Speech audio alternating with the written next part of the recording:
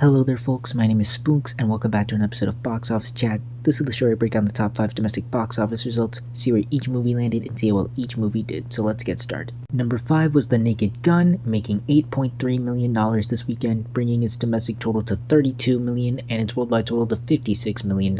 So it had a pretty modest drop, it fell 51%, not too shabby for a comedy, but you did kind of hope that it would have held a bit better given the response and the legacy of the original Naked Gun films. I think this might have been a bit on the front-loaded side, but this movie is still doing just right for itself, honestly.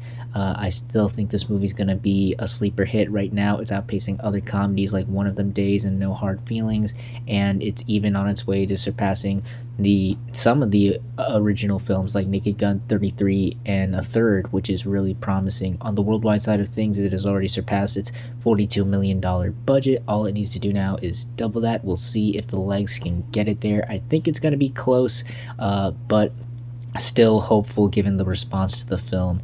I think it'll do just fine. Yeah, just nothing too grand, nothing too spectacular, but nothing horrendous or awful for this movie. Honestly, doing just fine. Number 4 was The Bad Guys 2, making $10 million this weekend, bringing its domestic total to $43 million and its worldwide total to $83 million.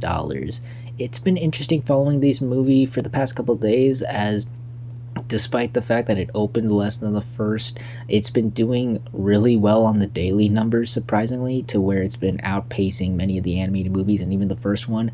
But once again, on the weekend, it fell behind on the first one. So bizarre. What is happening with this movie? But regardless, I still think this movie is, once again, heading on the right track, heading on the right path for itself.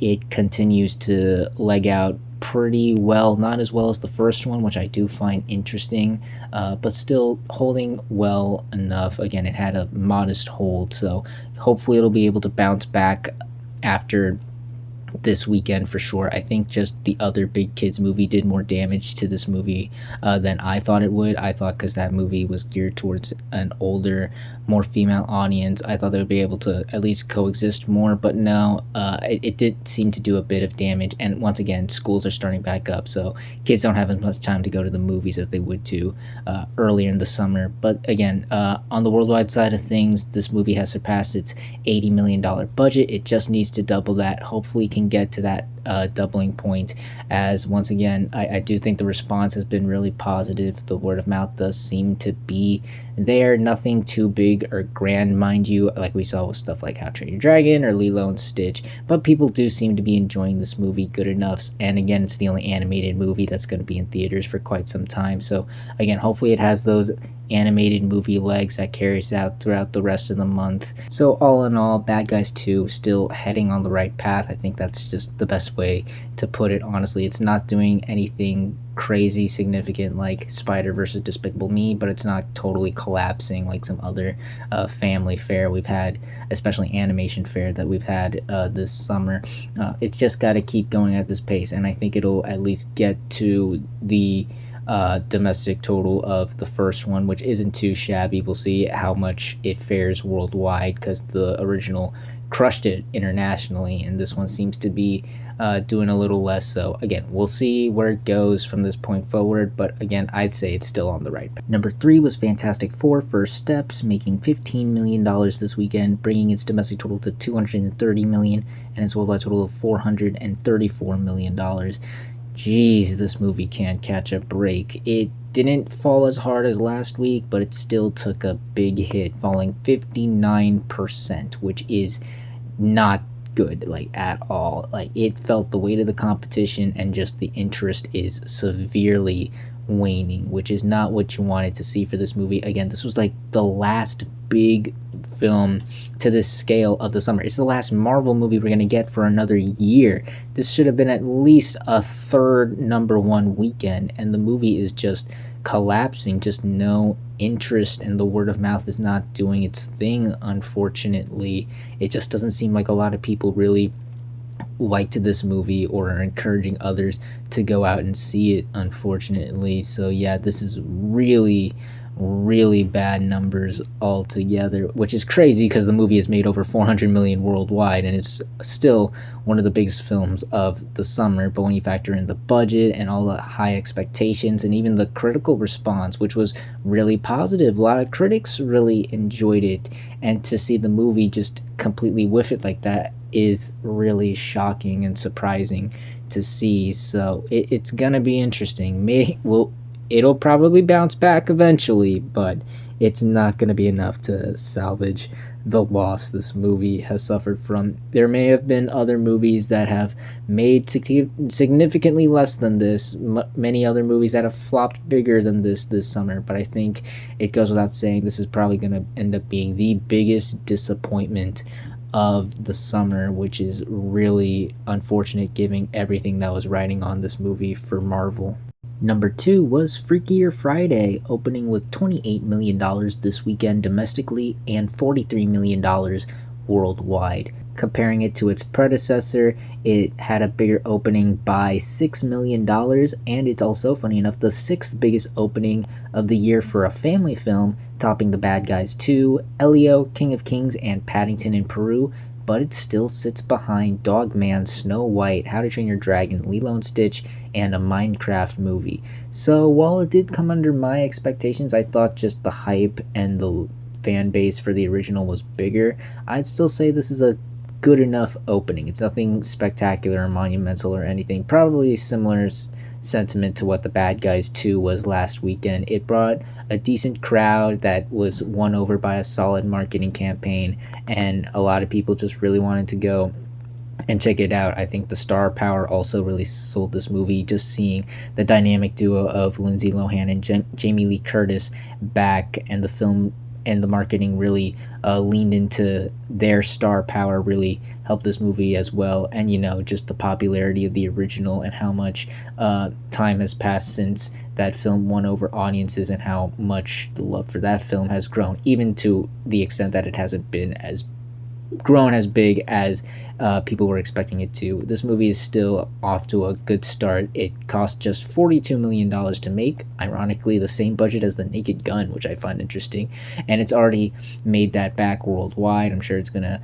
make it back domestically. It'll be a nice solid hit for Disney. It doesn't need to make $1 billion. It doesn't even need to do what Fantastic Four did, which is perfectly fine. They don't need to spend $400 million on everything to be successful. So hopefully they learn the right lessons from this movie. And in terms of its legs and response, it's really looking bright, as people seem to be enjoying this movie a lot. Critics liked it, they enjoyed it, but not loving it. It's in the low 70s. Last I checked, it was at 73 on Rotten Tomatoes. Not too bad, but audiences are certainly enjoying this a lot more. It got an A on CinemaScore, which is actually better than the original's A-, and it puts it on par with other successful family films: Dogman, Paddington, How to Train Your Dragon, Lilo and Stitch, Elio, and The Bad Guys 2. And being one of the few family films out right now, I think that'll definitely help it out. Maybe it'll be able to leg out similarly to some of the more successful family fare we've gotten recently, as opposed to the duds we've also seen. So yeah, I'd say this is a good start for Freakier Friday. Again, nothing spectacular, nothing stupendous, but certainly good for the type of movie it is, and I'm hopeful it'll leg out to bigger success. And finally, let's end the video off with the number 1 movie of the weekend, which was Weapons, opening with $43 million this weekend domestically and $71 million worldwide. This is the 3rd biggest opening for a horror film this year. It topped 28 Years Later and The Monkey, but still sits behind Sinners and Final Destination Bloodlines, and it's the 10th biggest opening of the summer, once again knocking out 28 Years Later, but still sitting behind Final Destination, F1, Mission Impossible, Thunderbolts, How to Train Your Dragon, Jurassic World Rebirth, Fantastic Four, Superman, and Lilo and Stitch. Completely taking me by surprise was this weekend's number 1, Weapons. I had a feeling it would surprise. I saw the buzz, I saw the hype, but I was not expecting this. The fact that it did this well, the fact that it pretty much doubled its $38 million budget in one weekend, is really damn impressive. They just nailed the marketing with this movie.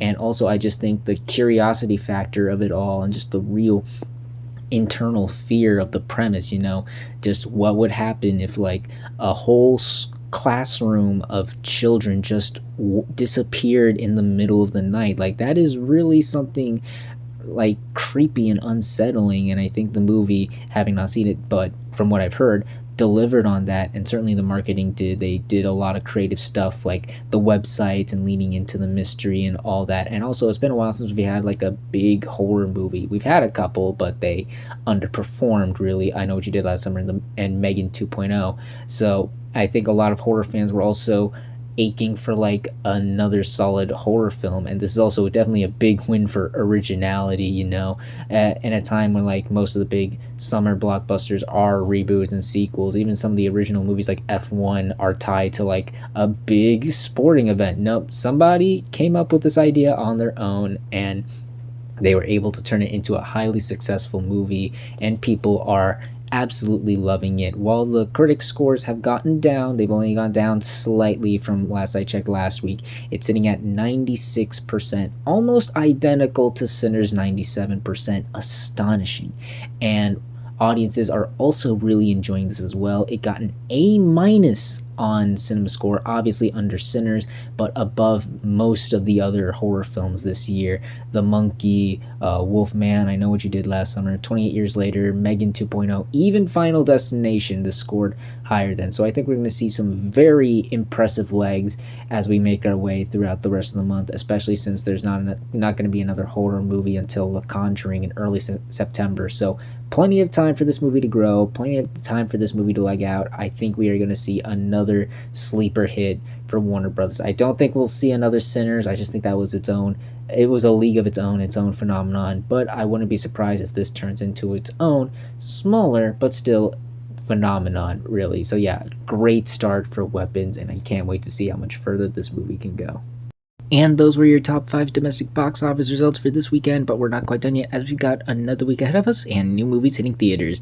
And this weekend we have one new major wide release, that film being Nobody 2, the sequel to the action comedy starring Bob Odenkirk. This time he's trying to get away from his quote-unquote job of being a badass action hero and instead go on vacation with his family at a carnival. And unfortunately his job finds him there, and he has to now stop an evil, secretive drug ring that's hidden under the carnival he's vacationing at. Gonna be honest, I'm not really expecting much for this movie. I know the first one has its fans, it was well received, and made good amount of money for the time it was released.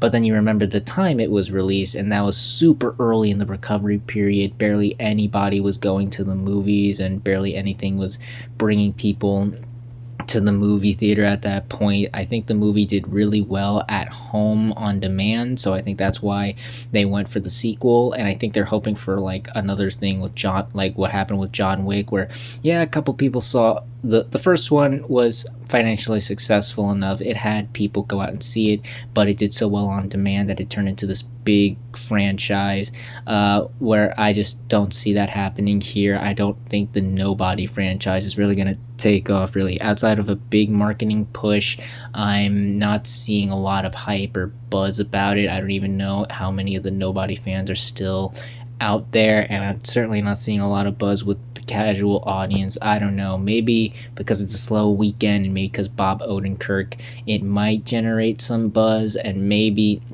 maybe the Nobody fan base is bigger than I think it is. I mean, Weapons surprised me just this past week, so you never know, maybe this one will surprise too, but I don't know. I'm just not seeing the hype or interest here, so yeah, not expecting too much out of this one, unfortunately. But we'll see how well this movie truly does, as well as the rest of the movies that land in the top 5 on the next Box Office Chat.